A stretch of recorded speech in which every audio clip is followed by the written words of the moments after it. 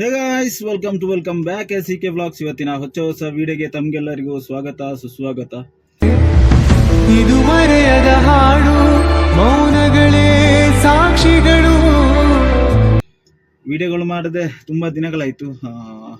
Last ವ್ಲಾಗಲ್ಲಿ ನೀವು ನೋಡಿದಾಗೆ ನಮ್ಮ ಅರ್ಜುನ ಆಕ್ಸಿಡೆಂಟ್ ಆಗಿತ್ತು. ಸೊ ಅದರದ್ದು ಕ್ಲಾರಿಫಿಕೇಶನ್ ಎಲ್ಲ ಒಂದು ವಿಡಿಯೋದಲ್ಲಿ ಬಂದು ಕೊಟ್ಟಿದ್ದೆ. ಸೊ ಅದರಲ್ಲಿ ಕಮೆಂಟ್ಸ್ ಎಲ್ಲ ಓದ್ತಿದ್ದೆ. ಎಲ್ಲರೂ ಕರೆಕ್ಟಾಗಿ ಕಮೆಂಟ್ ಮಾಡಿದ್ದೀರ.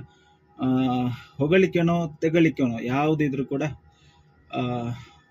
ಐ ಎಕ್ಸೆಪ್ಟ್ ಮಾಡಲಿಕ್ಕೆ ನಾನು ಸಿದ್ಧ. ಯಾಕಂತ ಹೇಳಿದರೆ ನನ್ನ ಕೈಯಲ್ಲಿ ಸಹ ತಪ್ಪಿತ್ತು, ಆ್ಯಂಡ್ ಮೋರ್ ಓವರ್ ದೆನ್ ನನ್ನ ಕೈಯಲ್ಲಿ ಸಹ ತಪ್ಪಿರಲಿಲ್ಲ. ಸೊ ಏನು ಮಾಡಲಿಕ್ಕೆ ಆಗೋದಿಲ್ಲ. ಅದರದ್ದು ವಿಷಯ ಬಿಡಿ. ಅದರ ಬಗ್ಗೆ ಮಾತಾಡೋದಾದರೆ ಕೆಲವರ ಬಗ್ಗೆ ಅಸಮಾಧಾನ ಇನ್ನೂ ಕೂಡ ಇದೆ, ಕೆಲವರ ಬಗ್ಗೆ ಖುಷಿ ಕೂಡ ಇದೆ, ಕೆಲವರ ಮೇಲೆ ಇನ್ನೂ ಕೋಪ ಇದೆ, ಇನ್ನು ಕೆಲವರ ಮೇಲೆ ಪ್ರೀತಿ ಕೂಡ ಇದೆ. ಸೊ ಯಾರ್ಯಾರು ಉಪಕಾರಕ್ಕೆ ಬರ್ತಾರೆ, ಯಾರ್ಯಾರು ಉಪಕಾರಕ್ಕೆ ನಿಲ್ತಾರೆ ಅಂತ ಅಂದ್ಕೊಂಡಿದ್ನೋ ಅವರೆಲ್ಲ ಆ ದಿವಸ ಕೈ ಕೊಟ್ಟರು, ಆ್ಯಂಡ್ ಅವರ ಬುದ್ಧಿ ತೋರಿಸಿಬಿಟ್ರು ಅಷ್ಟೇ. ಮತ್ತೆಂಥದ್ದು ಹೇಳಲಿಕ್ಕೆ ಆಗೋದಿಲ್ಲ, ಅದನ್ನೆಂತ ಮಾಡಲಿಕ್ಕೆ ಆಗೋದಿಲ್ಲ. ಯಾರು ಉಪಕಾರ ಮಾಡೋದಿಲ್ಲ ಅಂತ ಅಂದ್ಕೊಂಡಿದ್ನೋ ಅವರೆಲ್ಲ ಉಪಕಾರ ಮಾಡಿದರು. ಇದು ಜೀವನದ ನಿಯಮ, ನೀತಿ ನಿಯಮ ಆಗಿರಬಹುದು. ನಾವು ಯಾರನ್ನು ಜಾಸ್ತಿಯಾಗಿ ನಂಬ್ತೀವೋ ಅವ್ರು ನಮ್ಮನ್ನು ಕೈ ಬಿಡ್ತಾರೆ, ಯಾರನ್ನು ಸ್ವಲ್ಪ ದೂರ ಇಡ್ತೇವೋ ಅವ್ರು ನಮ್ಮ ಕೈ ಹಿಡಿತಾರೆ ಅಷ್ಟೇ. ಇದು ನಮ್ಮ ಜಾಹೀರಾತಾದಂತಹ ಒಂದು ನಿಯಮ. ಸೊ ಈಗ ಕಂಪನಿಯಲ್ಲಿದ್ದೇನೆ. ಎಲ್ಲಿದ್ದೇನೆ ಅಂತೇಳಿದರೆ ನಮ್ಮ ಐರಾವತನ ಜೊತೆ ಕುತ್ಕೊಂಡಿದ್ದೇನೆ. ಇಲ್ಲಿ ನೋಡ್ಬೋದು ನಮ್ಮ ಅರ್ಜುನ ಇಲ್ಲ. ಅರ್ಜುನ ಒಂದು ಅಪ್ಡೇಟ್ ಏನಂತ ಹೇಳಿದರೆ, ನಾನು ಎಂತ ಅಂತ ಹೇಳೋದು, ಇವತ್ತಿಗೆ ಆಕ್ಸಿಡೆಂಟ್ ಆಗಿ ಒಂದು 2 ವಾರ ಆಯಿತು, ಮೋಸ್ಟ್ಲಿ 2 ವಾರ ಆಯಿತು. ಬಟ್ ವಿಷಯ ಏನಪ್ಪ ಅಂತ ಹೇಳಿದರೆ, ಶನಿವಾರ ಆಕ್ಸಿಡೆಂಟ್ ಆದದ್ದು, ಆದಿತ್ಯವಾರ ರಜೆ ಇತ್ತು, ಸೋಮವಾರ ದಿವಸ ಅಲ್ಲಿ ಬೆಂಡ್ ತೆಗಿಲಿಕ್ಕೆ ಕೊಟ್ಟಿದ್ದೆ ಗಾಡಿದ್ದು, ಶೇಪ್ ಸ್ವಲ್ಪ ಹುಡಿಯಾಗಿತ್ತು. ಅದಾದಮೇಲೆ ನಾನು 1 ವಾರ ರಜೆ ಇದ್ದೆ, 1 ವಾರ ಅಲ್ಲ, ಒಂದು 3 ದಿವಸ ರಜೆ ಇದ್ದೆ. ಸೊ ಹಾಗೆಲ್ಲ ಇರುವಾಗ ನನಗೆಂತ ಅಪ್ಡೇಟ್ ಅಂತ ಗೊತ್ತಿಲ್ಲ.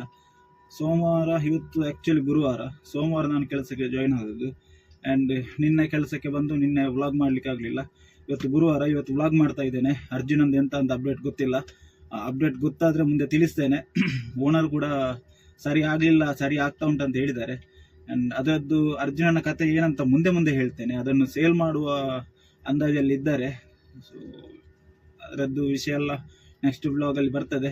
ಸೊ ಇವತ್ತು ನಮ್ಮ ಲೈನ್ ಎಲ್ಲಿಗೆ ಅಂತ ಹೇಳಿದ್ರೆ ಚಾರ್ಮಾಡಿ ಕಡೆಗೆ ಇರ್ತದೆ. ಸೊ ಹಾಗಾಗಿ ಬನ್ನಿ, ಇವತ್ತು ಎಂತೆಂಥ ಅಪ್ಡೇಟ್ ಆಗ್ತದೆ, ಮುಂದೆ ಎಲ್ಲೆಲ್ಲಿಗೆ ಹೋಗ್ತೇವೆ, ಎಂತೆಂಥ ಐಟಮ್ ತರಲಿಕ್ಕಿದ್ರೆ ಬೇಗ ಹೋಗಿ ತರುವ, ಮತ್ತು ಲೈನ್ಗೆ ಆದಷ್ಟು ಬೇಗ ಹೊರಡುವ ಅಂತ ಹೇಳ್ತಾ ಈ ವಿಡಿಯೋಗೆ ಮಗದೊಮ್ಮೆ ತಮಗೆಲ್ಲರಿಗೂ ಸ್ವಾಗತ ಸುಸ್ವಾಗತ.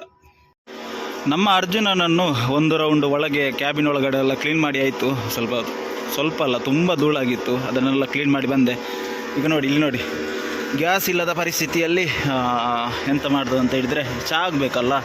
ತಿಂಡಿ ಆದರೆ ಹೋಟೆಲಿಂದೆಲ್ಲ ತರ್ತೇವೆ, ಚಹಾ ಇಲ್ಲೇ ಇರೋದ್ರಿಂದ. ಮತ್ತು ಮಧ್ಯಾಹ್ನ ಮಿಲ್ಲಲ್ಲಿ ಯಾರೆಲ್ಲ ಕೆಲಸ ಮಾಡ್ತಾರೆ, ಇಲ್ಲಿ ಕಂಪ್ನಿಯಲ್ಲಿ ಯಾರೆಲ್ಲ ಕೆಲಸ ಮಾಡ್ತಾ ಇದ್ದಾರೆ ಅವರಿಗೆ ಮಧ್ಯಾಹ್ನ ಊಟ ಆಗಲಿಕ್ಕೆ ಇರೋದ್ರಿಂದ, ಊಟ ಮಾಡಲಿಕ್ಕೆ ಇರೋದ್ರಿಂದ, ಸೊ ಇದರಿಂದ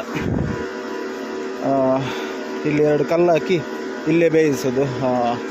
ಗ್ಯಾಸ್ ಇಲ್ಲ ಸ್ವಾಮಿ, ಎಲ್ಲಿ ನೋಡಿದರೆ ಗ್ಯಾಸ್ ಇಲ್ಲ, ಅದೊಂದು ಪ್ರಾಬ್ಲಮ್ ಆಗಿದೆ. ಮತ್ತು ಅಲ್ಲಿ ಒಂದು 2 ಟೈರ್ ಕಾಣಿಸ್ತಾ ಉಂಟಲ್ಲ, ಅದು ನಮ್ಮ ಅರ್ಜುನಂದು. ಅದು ಒಂದು 2-3 ತಿಂಗಳ ಹಿಂದೆ ಚೇಂಜ್ ಮಾಡಿದ್ವಿ, ಅಲಕ್ಕ ಫ್ಲ್ಯಾಟ್ ಆಗಿತ್ತು ಅದು. ಸೊ ಅದಕ್ಕೆ ರಿಸಾಲ್ವ್ ಮಾಡಲಿಕ್ಕೆ ಆಗ್ತದೆ ಅಂತ ಹೇಳಿದರು, ಮತ್ತು ಎಂತಂತ ಗೊತ್ತಿಲ್ಲ. ಈಗ ಅಲ್ಲಿಗೆ ಬಿಸಾಕಿ ಹಾಕಿದ್ದಾರೆ. ನಾನು ಅಲ್ಲಿ ಇಟ್ಟಿದ್ದೆ, ಅಲ್ಲಿಂದ ಅಲ್ಲಿಗೆ ಬಂದಿದೆ, ಮತ್ತು ಅಲ್ಲಿಂದ ಇನ್ನು ಎಲ್ಲಿಗೆ ಹೋಗ್ತದೆ ಅಂತ ಗೊತ್ತಿಲ್ಲ. ನಮ್ಮ ಪರಿಸ್ಥಿತಿ ಹೀಗಾಗಿದೆ. ಇಲ್ಲಿ ಪಾಪ, ಅಲ್ಲಿ ಕೆಲಸ ಮಾಡೋದಾ ಅಥವಾ ಇಲ್ಲಿ ಊಟ ಬೇಯಿಸ್ಕೊಂಡು ಕೂತ್ಕೊಳ್ಳೋದಾ, ಈ ಕಟ್ಟಿ ಯಾವುದಲ್ಲಿ ಮಾಡ್ತಾರೆ ಅಂತ ಗೊತ್ತಿಲ್ಲ. ನೋಡಿ, ಈ ಕಟ್ಟಿಗೆಯಲ್ಲಿ ಇದೆಲ್ಲ ರೀಪ್ ವಿತ್ ಪೀಸ್, ಇದನ್ನು ಹಾಕಿ ಎಷ್ಟು ಹೊತ್ತಂತ ಬೇಯಿಸ್ತಾರೋ ಎಂತಂತ ಗೊತ್ತಿಲ್ಲ.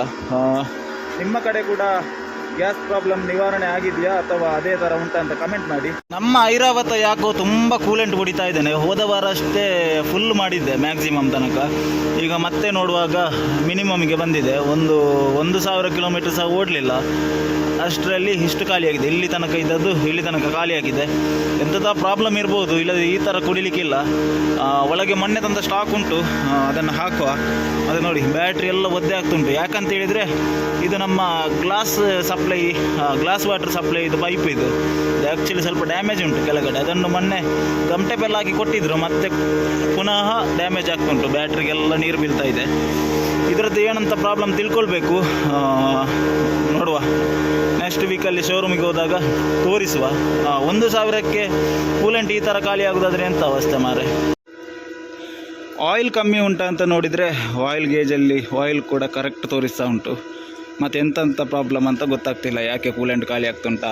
ನಾನು ಅಂದ್ಕೊಂಡೆ ಒಂದು ವೇಳೆ ಇಂಜಿನ್ ಆಯಿಲ್ ಕಮ್ಮಿಯಾಗಿ ತುಂಬ ಹೀಟ್ ಆಗ್ತಿರ್ಬೋದು ಅಂತ, ಅದು ಕೂಡ ಇಲ್ಲ.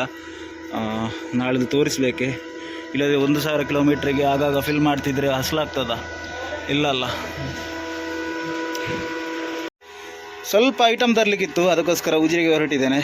ಲೀಸ್ಟ್ ಕೊಟ್ಟಿದ್ದಾರೆ, ಅಮೌಂಟ್ ಕೂಡ ಕೊಟ್ಟಿದ್ದಾರೆ.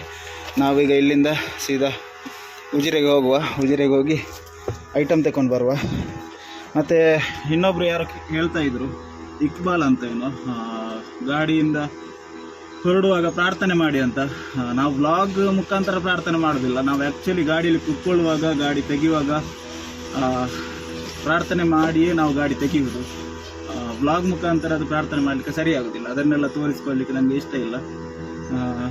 ಪ್ರಾರ್ಥನೆ ಮಾಡ್ತೇನೆ ಬ್ರದರ್, ಪ್ರಾರ್ಥನೆ ಮಾಡದೆ ನಾನು ಎಲ್ಲಿಗೂ ಹೊರಡುವುದಿಲ್ಲ, ಗಾಡಿಯಲ್ಲಿ ಕುತ್ಕೊಳ್ಳೋದು ಸಹ ಇಲ್ಲ.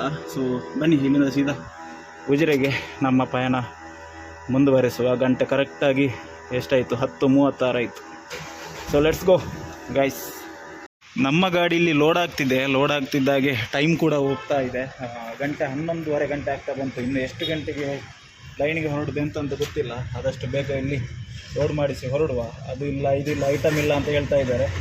ಸೊ ಇಲ್ಲಿಗೆ ಬಂದು ಅರ್ಧ ಗಂಟೆ ಆಯಿತು ಮಾರೆ. ಅರ್ಧ ಗಂಟೆಯಿಂದ ಇದೇ ಪರಿಸ್ಥಿತಿ, ನಿಲ್ಲಿಸಲಿಕ್ಕೆ ಸಹ ಜಾಗ ಇಲ್ಲ. ಎದುರುಗಡೆ ಹಿಂದುಗಡೆ ತೆಗಿತಾನೆ ಇರಬೇಕು. ನೋಡಿ ಅಲ್ಲಿ ಇಟ್ಟಿದ್ದೇನೆ ಲೋಡಿಗೆ, ಒಂದು ಅರ್ಧ ಗಂಟೆ ಆಯಿತು. ಅದು ಐಟಮ್ ಇಲ್ಲ, ಇದು ಐಟಮ್ ಇಲ್ಲ ಅಂತ ಹೇಳ್ತಾನೆ ಇದ್ದಾರೆ.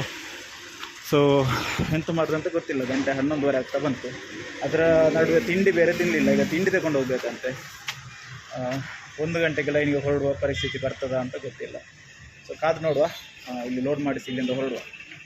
ಫೈನಲಿ ಗಾಡಿಯೆಲ್ಲ ಲೋಡ್ ಆಗಿ ಆಯಿತು. ಈಗ ಇಲ್ಲಿಂದ ಹೊರಡುವ ಸಮಯ. ಬನ್ನಿ, ಇಲ್ಲಿಂದ ಸೀದಾ ಕಂಪನಿ ಕಡೆಗೆ ನಮ್ಮ ಪಯಣ ಮುಂದುವರಿಸುವ. ಉಜಿರೆಯಿಂದ ಬಿಟ್ಟವನೀಗ ನಮ್ಮ ಕಂಪನಿ ಕಡೆ ಪಯಣ ಸಾಗಿಸ್ತಾ ಇದ್ದೇನೆ. ಈಗ ಗಂಟೆ ನೋಡ್ಬೋದು ಕರೆಕ್ಟಾಗಿ 11:21 ಆಯಿತು. ಲೈನಿಗೆ ಹೊರಡುವವರಿಗೆ ಕಷ್ಟ ಆಗುದೆ ಅಂತ ಹೇಳಿದರೆ ಇದೆ ನೋಡಿ.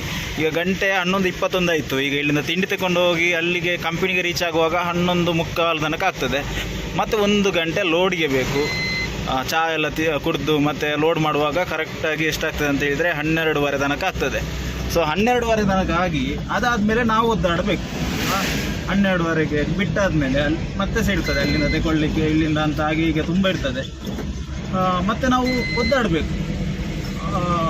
ಮತ್ತು ರ್ಯಾಶ್ ಡ್ರೈವಿಂಗು ಸಹ ಮಾಡಬೇಕಾದ ಪರಿಸ್ಥಿತಿ ಸಹ ಬರ್ತದೆ. ಮತ್ತು ಸೇಫ್ಟಿ ಇಲ್ಲ. ಫಸ್ಟ್ ಆಫ್ ಆಲ್ ಸೇಫ್ಟಿ ಇಲ್ಲ. ಯಾಕಂತ ಹೇಳಿದರೆ ಈ ಥರ ಬಿಟ್ಟರೆ ನಾವು ಎಲ್ಲಿ ಅಂತ ಸೇಫ್ಟಿ ನೋಡೋದು. ಗಾಡಿ ಕೂಡ ಹಾಳಾಗಿ ಹೋಗ್ತದೆ. ನಾವು ಈ ಟೈಮ್ ಪಿಕಪ್ ಮಾಡಲಿಕ್ಕೋಸ್ಕರ ತುಳಿತೇವೆ ಜಾಸ್ತಿ ಸ್ಪೀಡಲ್ಲಿ. ಅದು ಇವರಿಗೆ ಸಹ ಅರ್ಥ ಆಗೋದಿಲ್ಲ, ನಮಗೆ ಸಹ ಸೇಫ್ಟಿ ಇರೋದಿಲ್ಲ, ಗಾಡಿಗೆ ಸಹ ಸೇಫ್ಟಿ ಇರೋದಿಲ್ಲ, ಎಂಥದ್ದು ಸಹ ಇರೋದಿಲ್ಲ. ನಮ್ಮ ಮಂಡೆ ಬಿಸಿ ಹೇಳಿ ಪ್ರಯೋಜನ ಇಲ್ಲ. ಈಗ ಇಲ್ಲಿಂದ ಮತ್ತೆ ಆಗಲಿಲ್ಲ. ಈಗ ಇಲ್ಲಿಂದ ಅಲ್ಲಿಗೆ ಹೋಟೆಲ್ಗೆ ಹೋಗಿ ತಿಂಡಿ ತಗೊಳ್ಬೇಕಂತೆ. ತಿಂಡಿ ತಗೊಂಡಾದ್ಮೇಲೆ ಮತ್ತೆ ಲೈನಿಗೆ ಹೊರಡಬೇಕಷ್ಟೇ. ಹೈವೇಯಿಂದ ಸರ್ವಿಸ್ ರೋಡ್ಗೆ ತಗೊಳ್ಳುವ ಸಮಯ. ಯಾಕಂತೇಳಿದರೆ ತಿಂಡಿಗೋಸ್ಕರ ನಮ್ಮ ಕಂಪನಿಗೆ ಈ ಕಡೆಯಿಂದ ಹೋಗೋದು. ಬಟ್ ಈಗ ಎಂತ ಆಗಿದೆ ಅಂತ ಹೇಳಿದರೆ ತಿಂಡಿ ತಗೊಳ್ಬೇಕಲ್ಲ, ಅದಕ್ಕೋಸ್ಕರ ನಮ್ಮ ಹುಡುಗನಿಗೆ ಹಸಿವಾಗ್ತುಂಟಂತೆ. ಅದಕ್ಕೋಸ್ಕರ ತಿಂಡಿ ತಗೊಳ್ಳಿಕ್ಕೆ ಹೋಗ್ತಾ ಇರೋದು. ಇದೆಂತ ಮಾರೆ, ಮಳೆ ಬಂದದ್ದ? ಮಳೆ ಬರಲಿಲ್ಲ ಅಲ್ಲ, ಈ ಥರ ನೀರಾಗಿದೆ. ಫುಲ್ಲು ನೀರು ನೋಡಿ. ನಮ್ಮ ಹೋಟೆಲ್ ಇರೋದು ಅಲ್ಲಿ, ಹೋಟೆಲ್ ಹೈವೇ ಅಂತ ನೀವು ನೋಡಿರ್ಬೋದು. ನಾವು ಅಲ್ಲಿ ತಿಂದಿದ್ದೇವೆ. ವ್ಯೂ ಮಾತ್ರ ಚೆಂದ ಕಾಣ್ತದೆ. ಇಲ್ಲಿ ನಮ್ಮ ಉಜಿರೆದ್ದು ಹೈವೇದು ವ್ಯೂ ಚೆಂದ ಕಾಣ್ತದೆ. ಬಟ್ ಸೇಫ್ಟಿ ಇಲ್ಲ ಅಂತ ನೋಡಿ. ಎಂಥದ್ದು ಸೇಫ್ಟಿ ಇಲ್ಲ. ಆ ಕಡೆಯಿಂದ ಬರುವವರು ರಕ್ಕಸರ ಥರ ಬರ್ತಾರೆ, ಈ ಕಡೆಯಿಂದ ಸಹ ಆ ಥರನೇ ಹೋಗ್ತಾರೆ. ಆಕ್ಸಿಡೆಂಟ್ ಆದರೆ ಯಾರು ಸಹ ಜವಾಬ್ದಾರಿ ಇಲ್ಲ. ಈಗ ಹೋಟೆಲ್ ಹೈವೇಗೆ ಹೋಗಿ 1-2 ಕಟ್ಟು ನನಗೆ ಮತ್ತು ಇನ್ನೊಬ್ಬ ಹುಡುಗನಿಗೆ, ನಮ್ಮ ಲೈನಿಗೆ ಬರ್ತಾರಲ್ಲ ಜುನೈದ್ ಭಾಯಿ, ಅವರಿಗೆ ತಿಂಡಿ ತಗೊಂಡು ಹೋಗುವ. ನಮ್ಮ ಹಿಂದಿಯವ ತಿಂಡಿ ತಿನ್ನೋದಿಲ್ಲ, ಅವರಿಗೆ ಎಂಥದ್ದು ಸ್ಪೆಷಲ್ ಆಗಬೇಕಂತೆ. ಸ್ಪೆಷಲ್ ಇಲ್ಲಿ ಸಿಗೋದಿಲ್ಲ. ಸೊ ಬನ್ನಿ, ಇಲ್ಲಿಂದ ಚಹಾ ತಗೊಂಡು ಹೊರಡುವ. ಫೈನಲಿ ಪಾರ್ಸಲ್ ತಗೊಂಡಾಯಿತು. 2 ಪ್ಲೇಟ್ ಕಲ್ತಪ್ಪ, 1 ಪ್ಲೇಟ್ ಪರೋಟ. ಕಲ್ತಪ್ಪ ಅಂತ ಹೇಳಿದರೆ ಕೆಲವರಿಗೆ ಗೊತ್ತಾಗಲಿಕ್ಕಿಲ್ಲ. ನಮ್ಮ ಬೆಂಗಳೂರಿಂದ ವೀಡಿಯೋ ನೋಡ್ತಾ ಇದ್ದಾರಲ್ಲ, ಅವರಿಗೆಲ್ಲ ಗೊತ್ತಾಗ್ಲಿಕ್ಕೆಲ್ಲ ಕಲ್ತಪ್ಪ ಅಂತ ಹೇಳಿದರೆ ಎಂತ ಹೇಳೋದು, ಯಾರಾದರೂ ಇದ್ದರೆ ಹೇಳಿ ಕಮೆಂಟಲ್ಲಿ ಅದಕ್ಕೆ ಎಂತ ಹೇಳೋದು ಅಂತ ಕನ್ನಡದಲ್ಲಿ. ಬಟ್ ಅದು ಮಂಗಳೂರಿದ್ದು ಸ್ಪೆಷಲ್ ಕಲ್ತಪ್ಪ ಅಂತ. ಮತ್ತು ಇನ್ನೊಂದು ಪ್ಲೇಟ್ ಪರೋಟ, 2 ಪ್ಲೇಟ್ ಕಲ್ತಪ್ಪ ನನಗೆ ಮತ್ತು ಜಿನೇದ್ ಬಾಯಿಗೆ, ಇನ್ನೊಂದು ಪರೋಟ ಬಯ್ಯನಿಗೆ. ಸೊ ಇಲ್ಲಿಂದ ಇದೇ ದಾರಿಯಲ್ಲಿ ರಿವರ್ಸ್ ಹೋಗಬೇಕು, ತಿರುಗಿಸೋದು ಅಲ್ಲಿ ತಿರುಗಿಸ್ಬೇಕಷ್ಟೇ. ಬನ್ನಿ ಇಲ್ಲಿಂದ ಸೀದಾ ನಮ್ಮ ಪಯಣ ಕಂಪನಿ ಕಡೆಗೆ ಶುರು ಮಾಡುವ. ಆದಷ್ಟು ಬೇಗ ಲೋಡ್ ಮಾಡಿಸಿ ತಿಂಡಿ ತಿಂದು ಹೊರಡುವ. ಇದು ಮುಗಿಯದ ನೆನಪು, ವಿರಹಗಳೇ ಗುರುತುಗಳು.